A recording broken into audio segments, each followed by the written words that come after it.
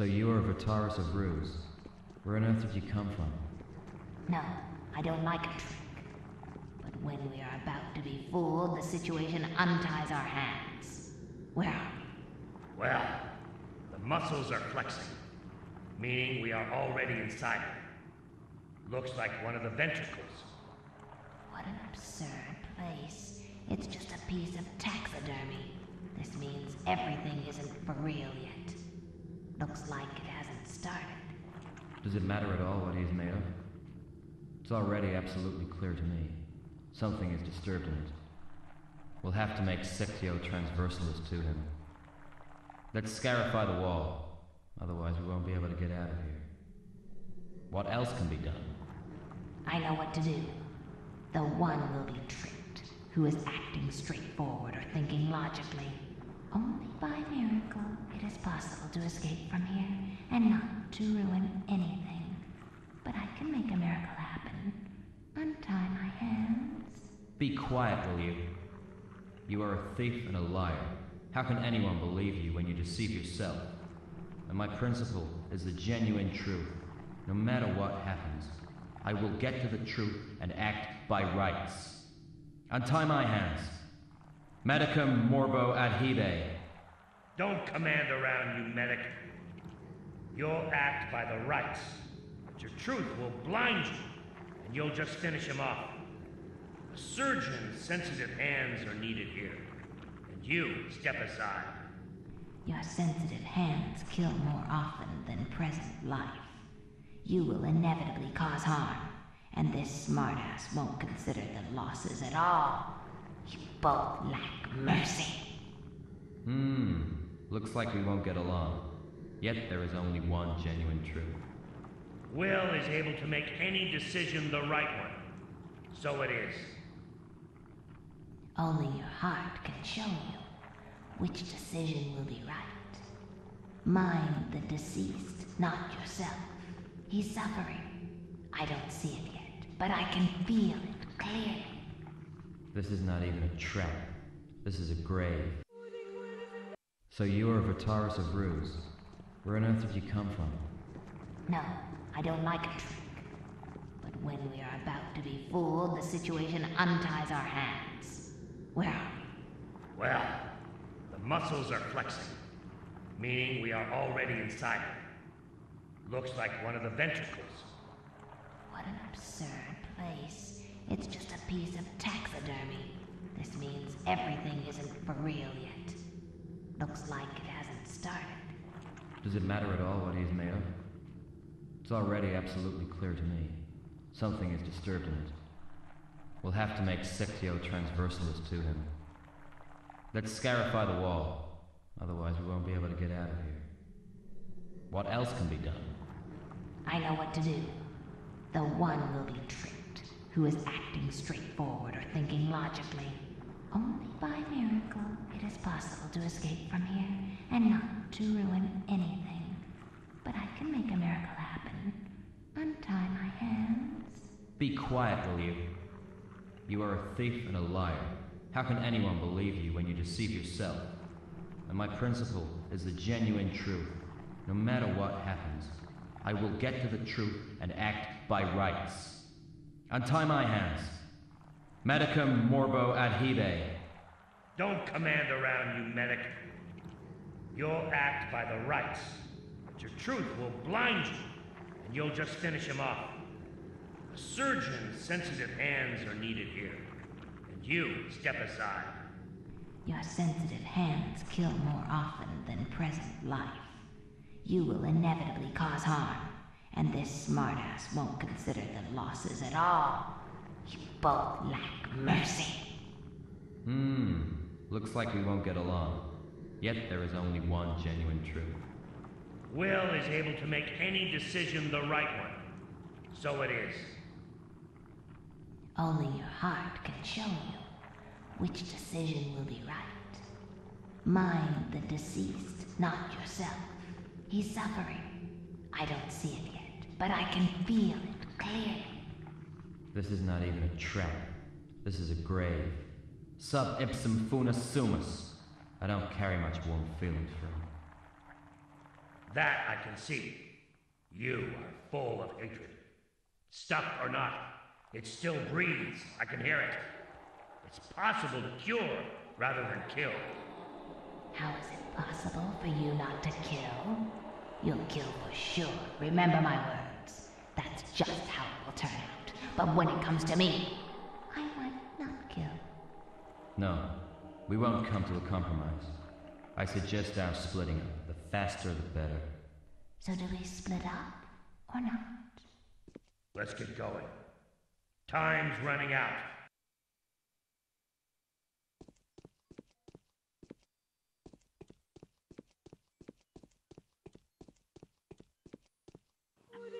Hey everybody, this is the Hootax. We are going to be playing a game called Pathologic. And as you can see from that lovely intro, that pretty much sets the tone for this entire thing. Let me get the mouse away from the Haruspex' face here. This is a game about a plague in a small town in Russia. This game was made in 2005 by a company called Ice Pick Lodge. And there's 3 characters in the intro. You can see them all here. There's the Bachelor, who was a doctor, a medic from the capital cities. He's got himself an education and a degree. There's the Haruspex, which is actually, I think, a wrong translation of the name Haruspex. There's a lot of translation errors in this game, so we'll have to bear with me as I bear with it. There's also Deer in Headlights Girl, also known as Clara the Devotress. We are actually going to be playing the Haruspex's run-through for this Let's Play. There's a challenge on Tumblr right now, so where some people are going to be running through the game. So of course when they say they're going to do it, I want to do it too because I want to be popular. So we are going to be doing the Haruspex's run through. His name is Artemy Barak. He is a surgeon, I think. He got his education by traveling around. We'll listen to his intro in a second, but I will actually cut out the video feed of me unless you really want to see my face. But I'll come back with it in a second. So I will see you then. Bye bye. Returned to his hometown after 10 years of absence. He was born into a family that had the privilege of cutting open dead bodies, granted to them by the customs of the steppe people. Since birth, he had been preparing for a future of the kind. Isidore Barak, Artemy's father, a philosopher and healer, greatly respected among his people, having admitted the limitations that decreased the level of patriarchic knowledge, sent his son to study modern medicine to the city. Artemy travels from town to town for several years, studies theoretical and practical surgery. He suddenly receives a letter from his father in which his parent speaks of his forthcoming death, and asks his son to return to receive the heritage. Not willing to wait for the arrival of a regular train, Artemy sets off on foot, walking next to the railroad in the steppe. At some point, a small, maneuverable locomotive picks him up, and the young Haruspex arrives at his hometown.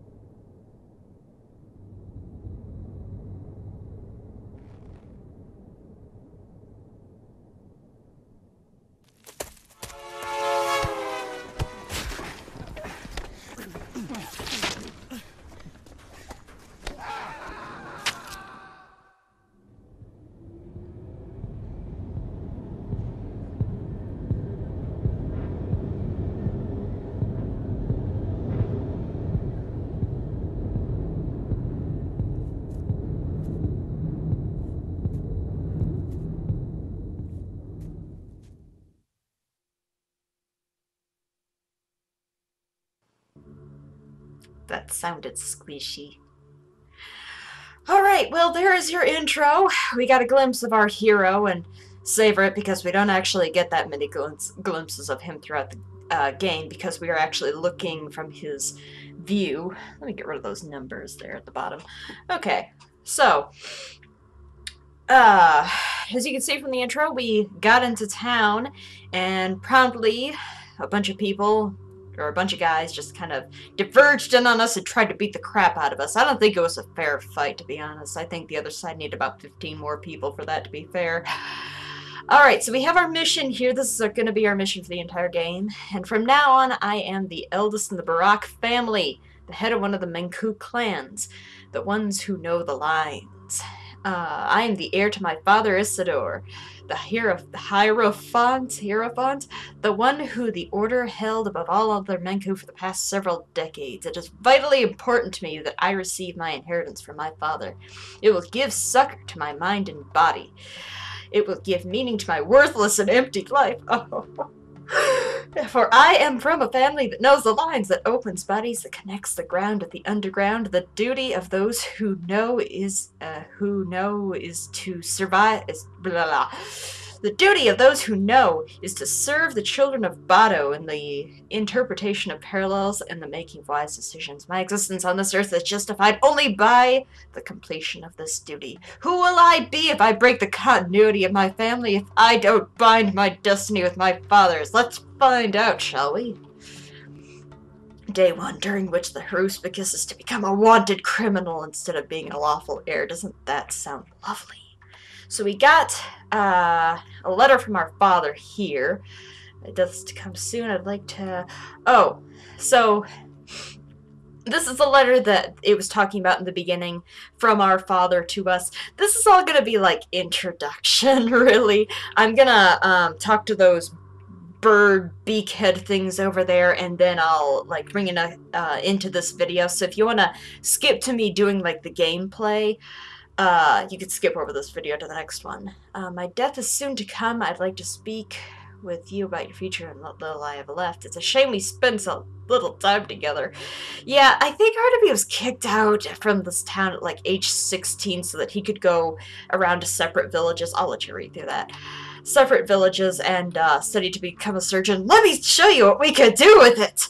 We could, you know, go up to these corpses on the ground and... there we go. Take their knives, and these are all their organs, and we get to take their organs. We can cut them out just right in the open here. There's a tourniquet, a little bit more money, and liver, stomach, heart, and blood. You're going to be able to take those 4 organs from every corpse that we come across. So let's go talk to these guys. A few minutes to live. Oh yeah, and he's still injured during all of this. You have been hit on the head several times. The fists of the local men are hard. Maybe you haven't noticed yet, but you have 4 knife cuts. Ow. One of which is quite serious. You've lost a lot of blood, and the local climate doesn't help overcoming exertions. By the way, do you have heart problems of any kind? No. Good joke. Funny. Your health is near 0. I won't be mistaken to say that you haven't eaten for a while, and you haven't slept last night. It's not hard to tell by your face, so your hunger and exhaustion are also critical. Interesting. Which of them will kill you earlier? Very funny. So, what are you gonna do? If I'm destined to die, I will. What would you recommend? To restore your health, you will need a bandage package. All sorts of bandages and tourniquets can stop the bleeding. Painkillers will help you survive. See, that's why it was a good thing I looted those bodies, because one of them did have a tourniquet that we can slap on our arms, and hopefully it'll stop the bleeding for a bit. You could rob people, or you could trade with them. Children will be glad to trade simple things for those of value. There's a kind of an interesting trade system in this, because children usually carry like a lot of useful stuff with them. Or drunkards usually have bandages in case of a fight. And throughout this entire thing, I'll kind of be showing you guys, people who haven't played it, you know, how to kind of manipulate the economy to get the best out of it.